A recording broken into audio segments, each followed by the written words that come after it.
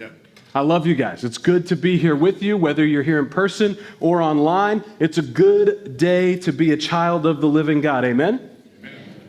We are calling an audible this morning, though, and we're calling an audible because we were supposed to end our time in Genesis last week with Genesis 15 and the covenant chapter. It makes sense. The way that we set up this Genesis study is that we are looking for what life in the kingdom looks like. And life in the kingdom, according to the Bible, is supposed to be Edenic. And so for us to understand what the kingdom is like and what the people of the kingdom are like, we had to go back and look at what life was like in the garden and what went wrong. So we went all the way back to the beginning until God would call his people through Abraham and Isaac and all the way forth to the inheritors and the fulfillment of that promise, we Christians today.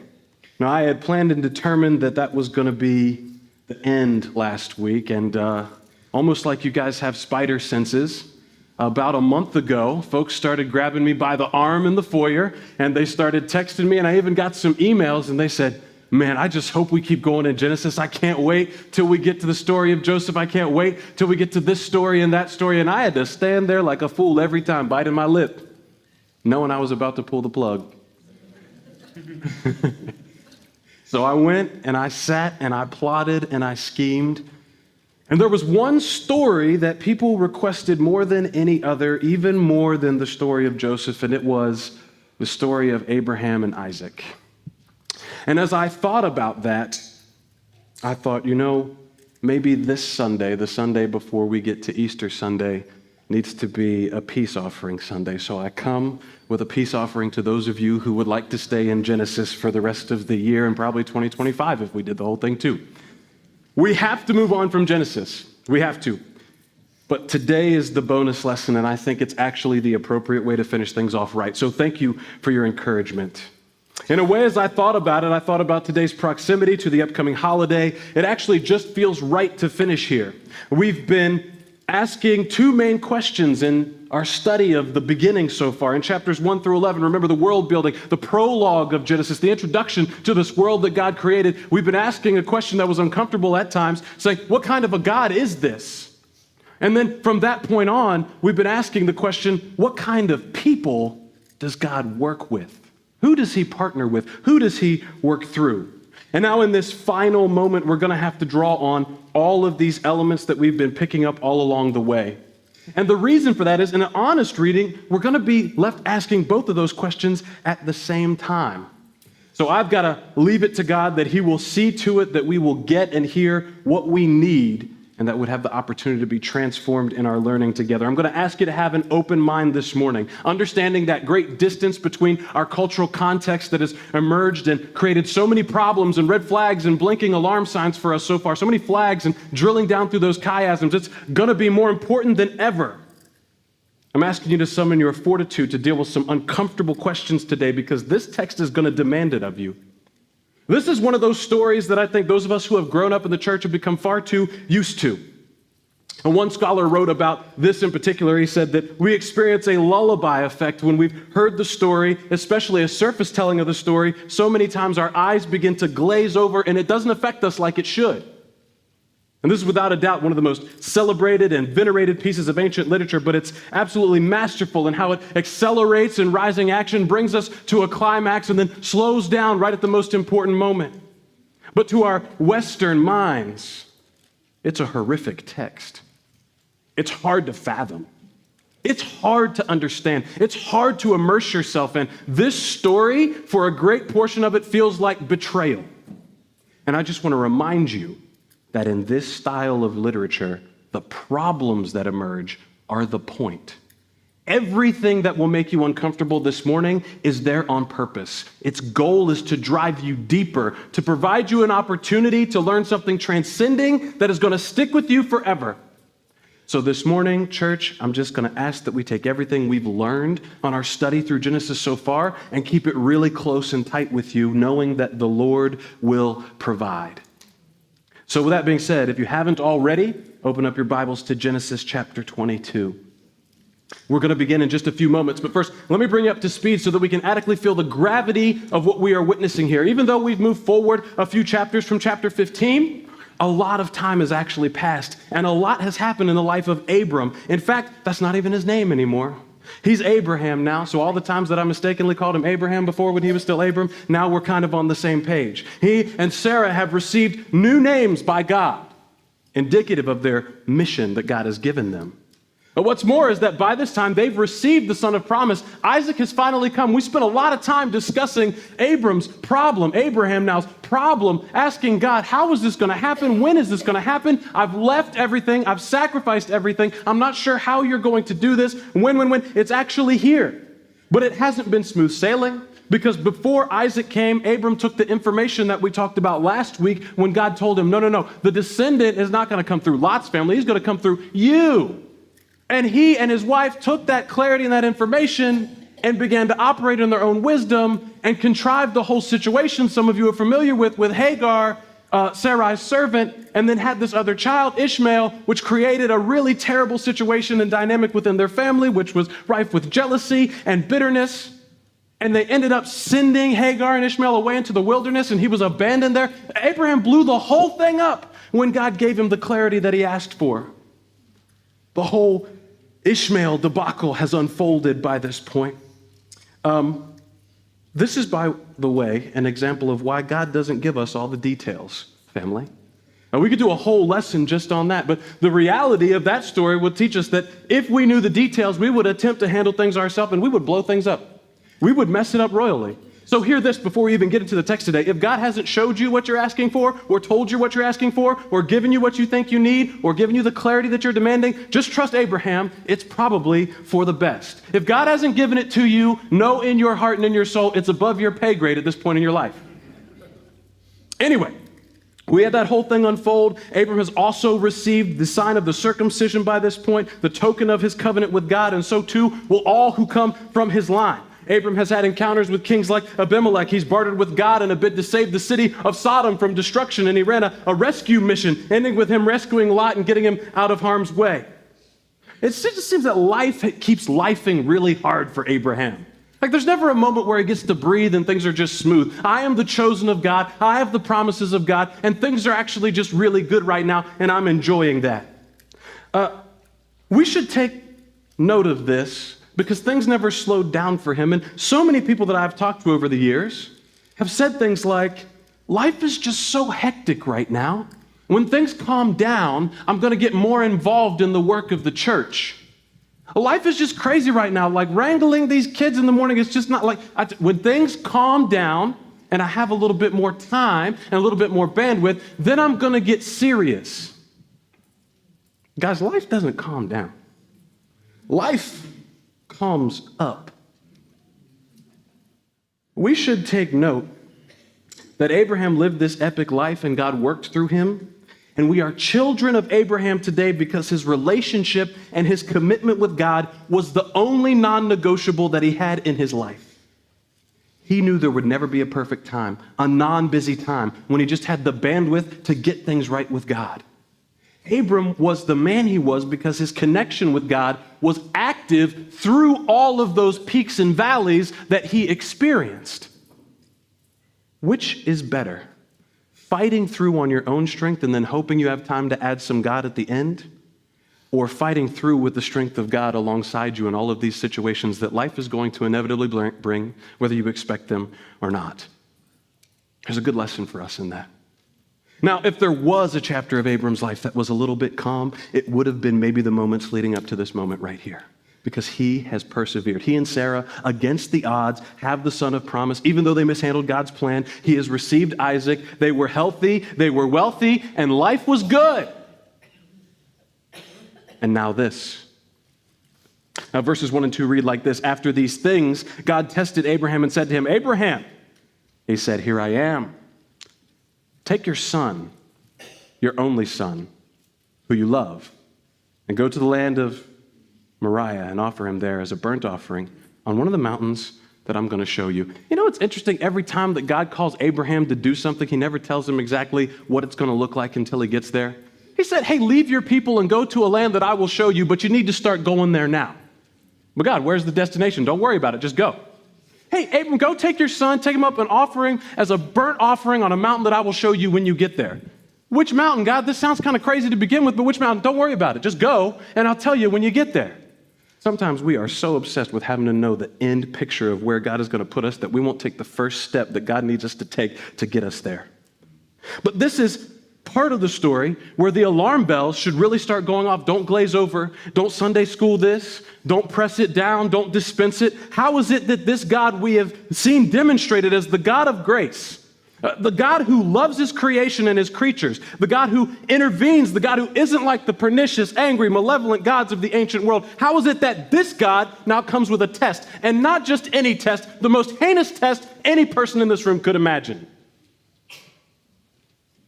An awful test, a horrific test. It's bad enough that would have a God that say, I need you to prove to me before I'm going to bless you and be with you. But beyond that to say, I need this kind of proof. And it's a complete contradiction to the God that's been demonstrated that we've studied so far. A God that loves life, blesses life, promises life, hates death, is now demanding the death of someone by this archaic and barbaric means of human sacrifice. That's stuff we look at the Aztecs and the Mayans and say, look at those people. They're so primitive. I would never belong to a people like that. Who would ever serve a God like that? And here we have God in chapter 22 of Genesis saying, Abraham, I need you to do this. How is it?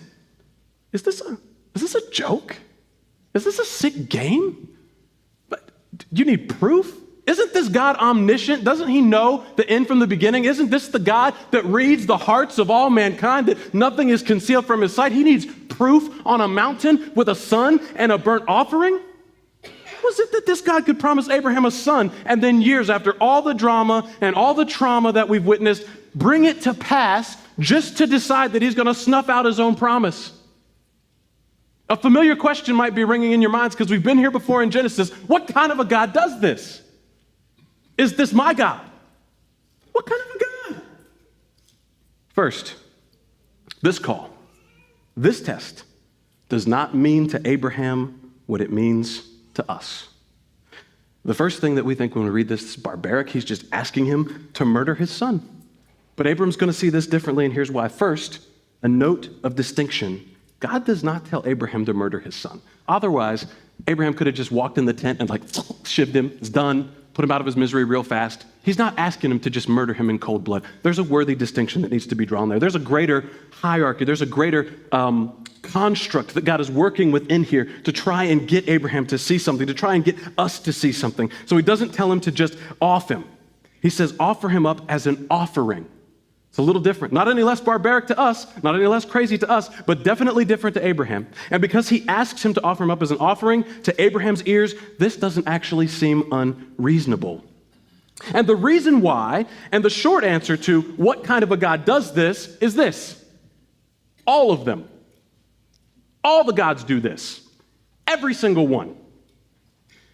This is where the massive chasm between our cultural context and the context of the Bible is really important for us to recognize, because it's impossible to see what God's doing without that. Remember that Abram is now living in Canaan, and this is indeed the land where God would call out the reprehensible religious sacrifices of children all throughout the history of the Old and New Testament, as long as we know him.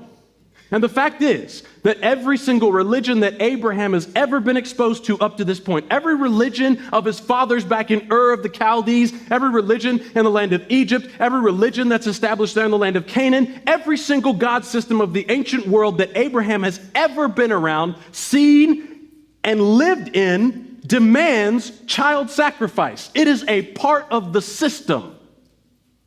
It's as regular as anything we do here today. To Abraham, child sacrifice is like paying taxes to Uncle Sam. It's going to get you in the end. You will pay. It's coming. And as shocking as this is, the fact that God would come and say to Abraham, I need your firstborn, it's not a surprise to Abraham. Would he have been disappointed? I am sure. Distraught? Absolutely. But in no way would he have been surprised given the circumstances. What we got to understand here is God is using this existing construct throughout the entire Old Testament to establish that the firstborn belongs to him. Think about all the places this has come out. Maybe you have not considered yet. The firstborn of all the cattle are his, and all of the sacrifices in the tabernacle and the temple. The first fruits of the harvest are always his. In Egypt, it's the firstborn that's taken at the 10th plague, and not just the Egyptians, but even the Hebrew children, if they don't have the blood of the Passover on the doorpost. See, it's universally understood that there's a sin debt that is owed, and the cost is the firstborn. And this is just pervasive through all ancient religious cultures. And the only way that you can save that firstborn is to redeem them. There are some cases in the Levitical law where you could pay some shekels, or you could make another sacrifice where you could redeem the firstborn of a harvest. See, to Abraham, this isn't shocking at all. All the ancients understood this because they lived under something called the law of primogeniture. And we don't have time to get into that today, but basically the firstborn was where all the marbles lived for a family's hopes. It's why the firstborn got all the inheritance. It was the only way that they could keep familial and economic stability through a family through the generations. And every single family lived with the understanding that they owed something. There was a debt owed on every family because of sin. Because of everything that we have studied from Genesis 1 until now, every human lives with the sense that they are not good enough, that there is something wrong, something broken, something that must be atoned for. And the way the ancient world dealt with that was this. And when this call is issued to Abraham, he understands it as this: God is just calling the debt in. When God says the firstborn is mine, Abraham totally gets it, and there's no confusion. Now, whatever Abraham's response to this test was, ever since, every single human, especially in the modern Western world, has struggled mightily with this text. If we read it right now and we're honest, it is uniquely and unusually horrible and horrific. What is actually being suggested and put forward right now is just egregious and heinous. I got to stop with those words before I start sounding like Stephen A. Smith from the stage. I don't want that. My goodness. Humanity at large has wrestled with this. Do you know that multiple cultures, not even just us reading this now, have wrestled with this? This is something that the Hebrews wrestled with for their entire history. This is something that the New Testament church wrestled with. This is something that is a story that is even in the Quran. Islam wrestles with trying to figure out what in the world God is doing with Abraham on this mountain. And I need to warn you a little bit here as it starts setting in how uncomfortable this is. And you're wondering, Marcus, I don't know if you've got us too deep that we can't swim out of this now because I'm having real trouble. I want you to stop the reflex to neutralize the threat. Don't get rid of this immediately. You got to understand the weight and gravity of what's happening. Now, the traditional way of handling this text, I will say, though it has some nuggets of truth, does not adequately answer all the problems that arise from this text. What's the traditional answer to this story? What have you heard growing up in church, how you deal with this story, and maybe just move on and don't think about it too much? Well, what I was taught and what is replete in commentaries and lots of other places is that this is a story that is basically just about the incredible, indomitable faith of Abraham. It's basically just a story where the moral is, no matter how outrageous, no matter how ridiculous, Nike, bro, just do it. Obey God perfectly, no matter how wild, how crazy, don't ask questions, just do it. But if this story is only about Abraham's obedience, I need you guys to know it actually only creates more problems than the problems we're trying to deal with by making it only about Abraham's obedience. Because there is a real ethical dilemma on this story, a real moral problem with this story, whether Abraham was obedient or not. And that problem remains unanswered if we just read this from the surface and try to make it some kind of inspirational story about having faith like Abraham and willpower like Abraham, climb your mountain, slay your giant. It doesn't add up because it doesn't deal with the problems. Is this a God who calls us to blindly follow perfectly even when the call is absolutely insane, bereft of morality, and heinous? Is the lesson that God is really calling you to live a potentially schizophrenic life where hopefully he just asks you to do good things, but one day he might ask you to do a bad thing because he's a God that does that, and hopefully you have the faith to see it through when he does? Is that what we're going with? Because that's what we make this story. Verse 3 starts like this. So Abraham rose early in the morning, saddled his donkey, and took 2 of his young men with him, his son Isaac, and he cut the wood for the burnt offering and arose and went to the place which God had told him. On the 3rd day, Abraham lifted up his eyes and saw the place from afar. So Abraham said to the young men, "Stay here with the donkey, and I and the boy will go over here and worship and come back again to you." Does he really believe that? We'll be back. Sure. Okay, Abraham. And Abraham took the wood of the burnt offering and laid it on Isaac his son, and he took his hand in the fire and knife, and both of them went together. And Isaac said to his father Abraham, "My father." And he said, "Here I am, my son. Behold the wood, but where is the lamb for a burnt offering?" And Abraham said, "God will provide for himself the lamb of burnt offering, my son." So both of them went together. Now before we get there, I got to make sure I can get to this slide that we're going to need. My apologies. Okay, we're good to go. In order to learn what we need to learn from this gut-wrenching situation, we need to not only ask what kind of a God does this, we need to ask what kind of a man is Abraham who would actually heed this call. Those are the two questions we've been asking the whole time anyway. And one of the things that's interesting here is that it takes him 3 days to go to Mount Moriah from Beersheba. Now, I've not been to the Holy Land, some of you have, but from the best that I can tell, and by all reports, this is a half a day's journey. And it takes him 3 days to get there, when it should have taken a day and a half at the most. And so because of this, some scholars suggest that Abraham has taken a long way around the Dead Sea. He's been given this command and he's saying, "God, I'm going to do what you told me, but I'm going to take the long way around to give you every opportunity to back off of this one.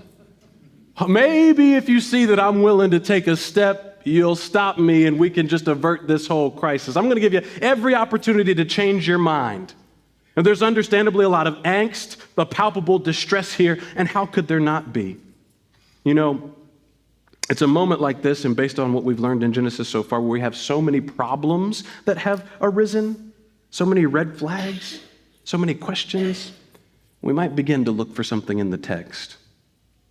What do you guys think? Perhaps a specific Hebrew literary construct that could lead us to the center of this whole situation?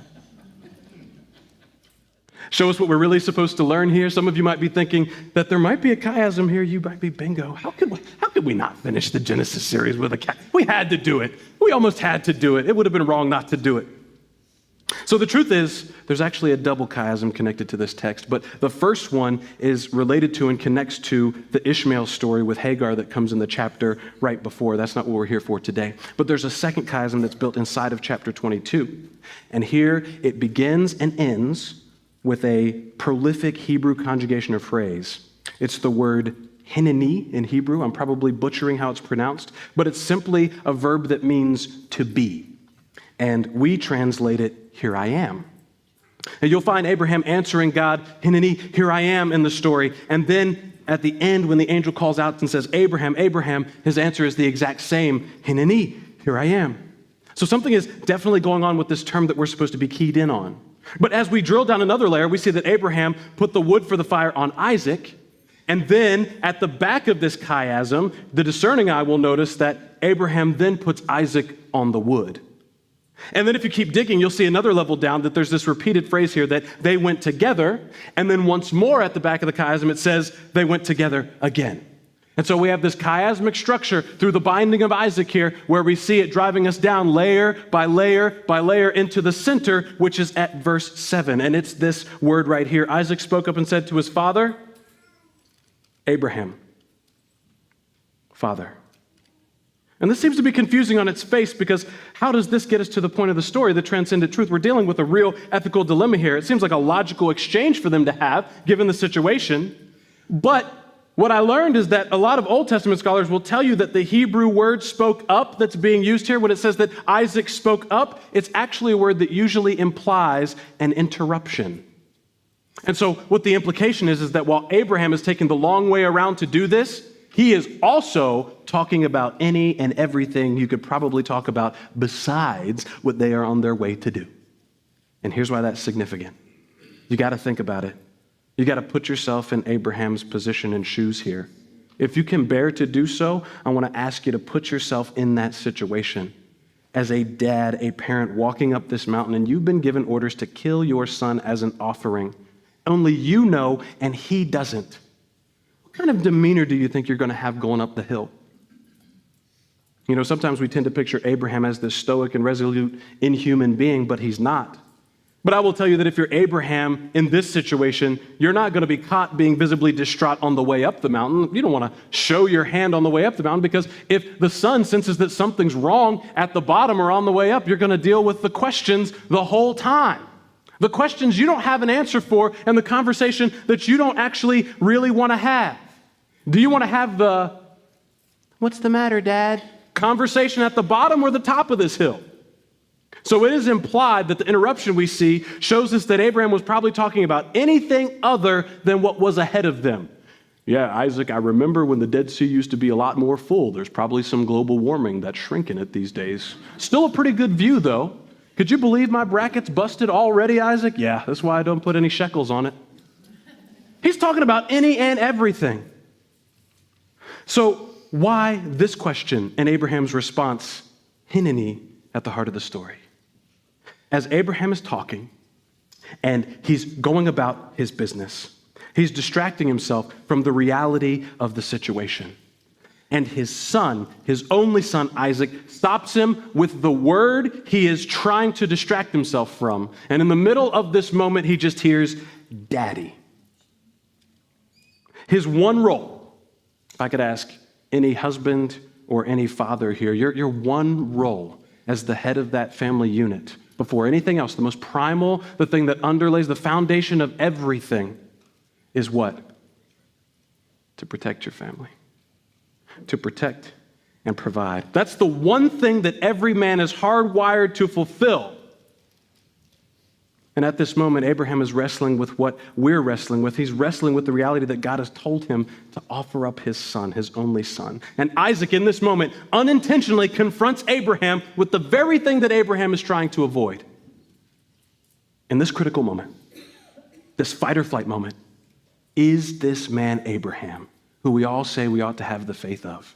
Is this Abraham the one who God chooses to work with? Is this Abraham the one that God has called and stood by and said, "I'm going to bless every nation of the earth through you"? Is this Abraham going to run?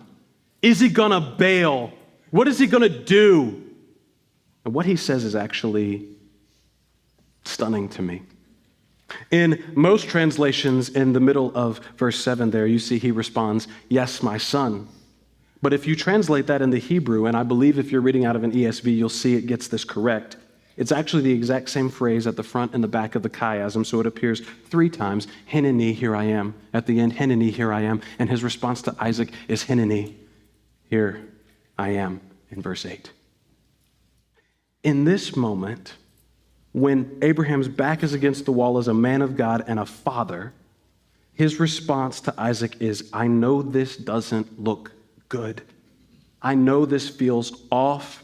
I know you have this sinking, horrible feeling inside of you, and I do too. I don't know how this is going to work out, but I do know one thing. I am not going to leave your side. I am here. Isaac, I don't know how this is going to work out, but I am going to be with you until the very end. Hineni, I'm not going anywhere. I can't see it, you can't see it, but he says in his response, God will see to it. My father, here I am, my son. Behold the fire and the wood, but where is the lamb for a burnt offering?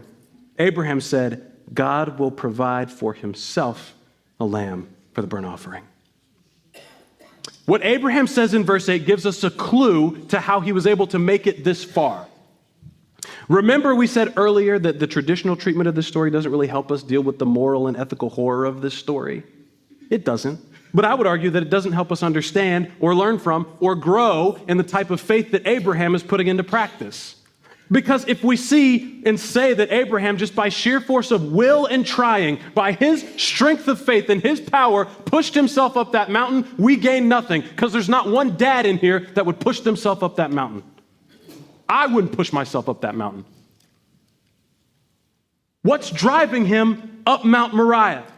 Is he just saying, I can do it, I must do it, I have to do it, I will do it? Is he saying, yes, God, put the weight on me, I got this? Is that what's pushing Abraham up the mountain? What Abraham says to Isaac proves that's not what is fueling him. Abraham was not going up this mountain thinking, I'm just going to suck it up and do what needs to be done. Because he says, God himself will provide a lamb. And that's the clue that Abraham is only able to go up this mountain because his faith is that God will somehow, some way provide. The word there means that God will see to it. Abraham isn't going up the mountain thinking, I can and must. He is believing that God will. This is the nuance that we need to remember, so please don't miss this today, family. If you don't get anything else, if you go through life thinking that you are just going to climb the mountain by sheer determination and will, that you're going to obey perfectly and white-knuckle yourself into heaven, you are going to die on that mountain. You may never take a step, but you certainly won't make it. A faith like Abraham isn't a I can do it faith. It's a God will do it faith. The lesson of Abraham's faith is that you know that even when you can't see through it, God will see to it. That's the type of faith that Abraham has. The Hebrew writer says, by faith Abraham, when he was tested, offered up Isaac, and he who had received the promise was in the act of offering up his only son, of whom it was said, through Isaac shall your offspring be named. He considered that God was able even to raise him from the dead if he had to. There's absolutely no sense in which Abraham was relying on his own ability and strength to see this through. He believed that God would provide so deeply that he theorized in his heart of hearts while he was distracted from the conversation that even if I have to do this, God will bring him back. Abraham thought that God was able to raise an only slain son from the dead. He didn't know how right he was about the God that he served. But he also didn't know how the God he served was going to do it. Verses 11 through 14 read like this. He said, when they came to the place which God had told him in verse 9, Abraham built the altar there and laid the wood in order and bound Isaac his son and laid him on the altar on top of the wood. I bet Isaac was thinking, yeah, I'm sure God sure will provide a ram because I feel kind of like one right now. I'm not sure you told me the truth, Dad. Then Abraham reached out his hand and took the knife to slaughter his son. But the angel of the Lord called to him from heaven and said, Abraham, Abraham. And he said, Hineni, here I am. Abraham's faith was great, but it wasn't a faith in himself. Abraham's faith was not just an indomitable will. His faith was not powered by his own striving and trying. His faith was not just proving himself by obedience. It was not a faith of proving. It was a faith in God's provision. It was a faith in God's ability to be both the just and the justifier. God's ability and willingness to deal with the debt that hung over every single human in his family too, but yet somehow still be the guarantor of the promise that was given. Abraham's faith is truly a great faith, but it's greater than we've realized and we've boiled it down to. And as great as Abraham's faith actually was, we still have a giant problem. I'm pretty good at distractions, maybe as good as Abraham, I don't know. But we started with this huge problem of what kind of a God would even set this up to begin with. And you've noticed we've spent a great amount of time with me not even dealing with that. You might think we get to end the lesson by saying, just shift your focus on the type of faith that Abraham had a little bit, and we can go home feeling like this is still a happy story. No, absolutely not. We still have this giant problem. How could God set up Abraham like this? How could a demand so primitive, so barbaric, that flies in the face of everything this God has claimed to be so far and contradicts everything we're supposed to believe about him? Do you remember back in week 1 of this study when we spent a lot of time explaining the difference between the ancient Eastern and modern Western minds? Do you guys remember that? And you guys were looking at me like, we have really gone off the rails here. What a way to start January. I'm not sure this is going to go well, Marcus, but we'll try.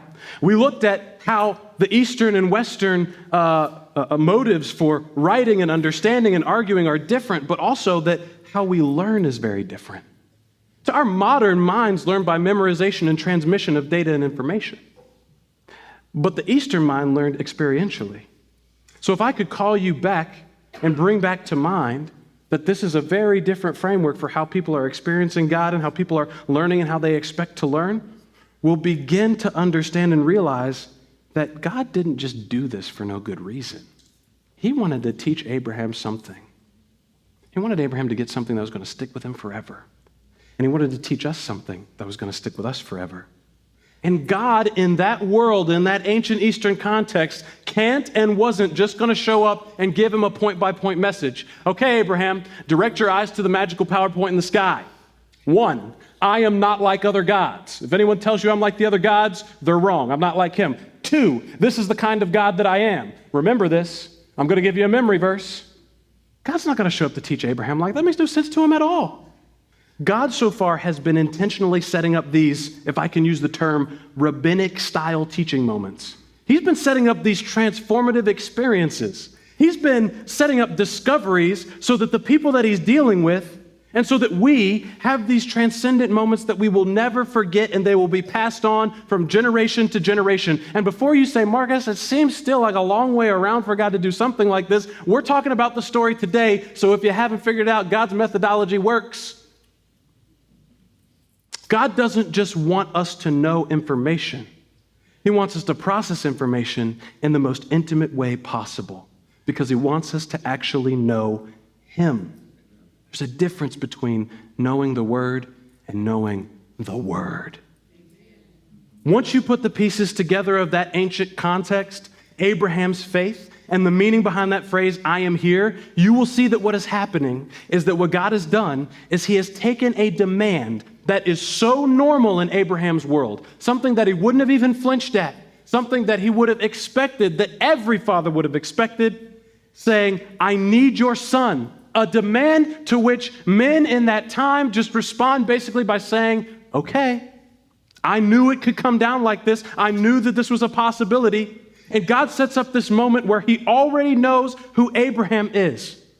And he takes him all the way to the edge where the moment the knife is in his hand and ready to come down. And then God says, Abraham, Abraham, I need you to know something. I am not like those other gods.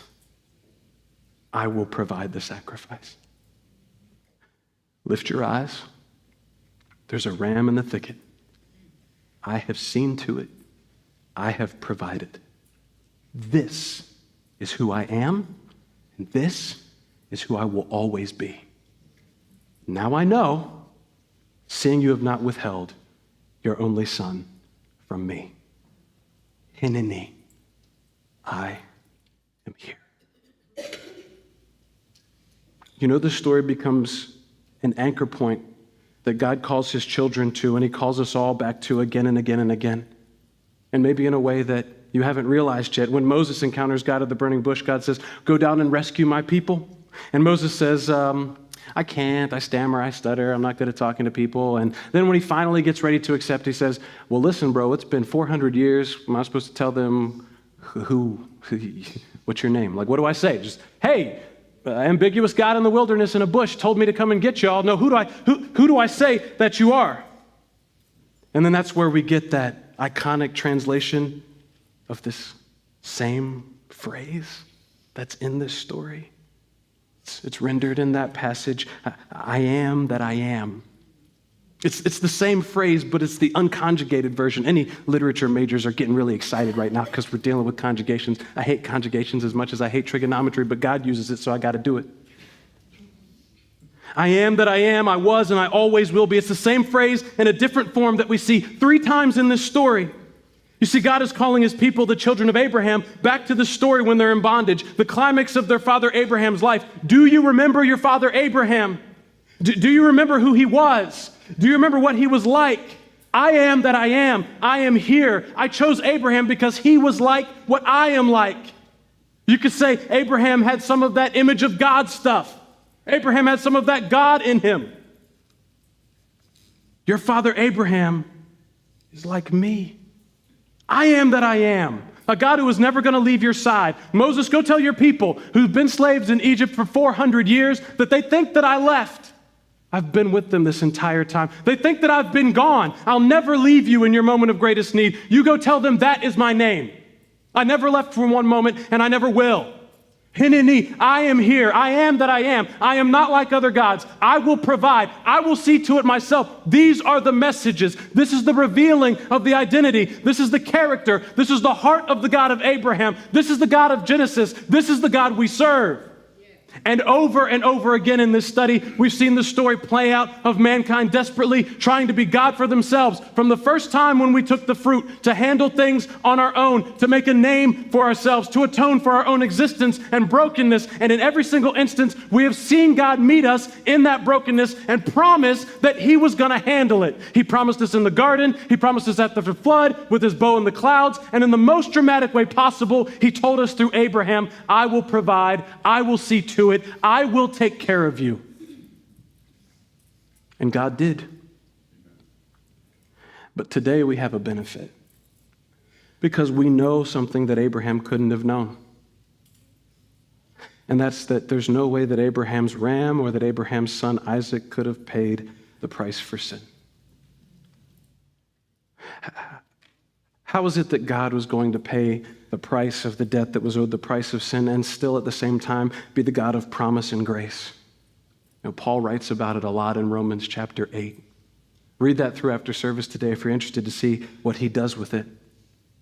But I'll tell you this. Hundreds of years later, another father would lead his only begotten son into these same mountains. Did you know that in 2 Chronicles it reveals to us that Jerusalem would later be built in the same place among these mountains of Moriah? And that the one and only son was going to be put on the wood again? Have you missed it, family? The point of this whole deal.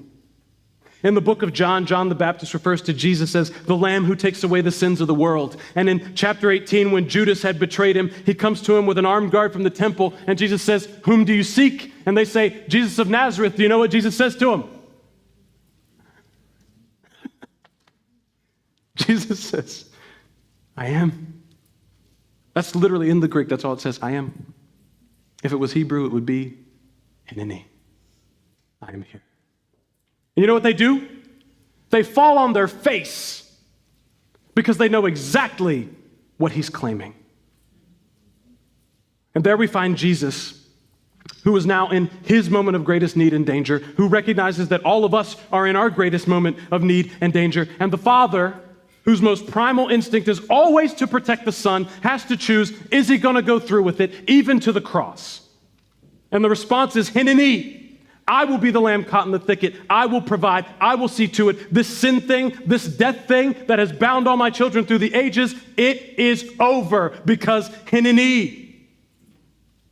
God told Abraham, now I know you love me because you have not withheld your son, your only son, from me. And so I envision Abraham years later after living this life of faith, looking forward to the promise he would not see in his lifetime, but seeing Jesus on that cross, I can see him saying the same words. Now I know that you love me because you have not withheld your son, your only son, for me.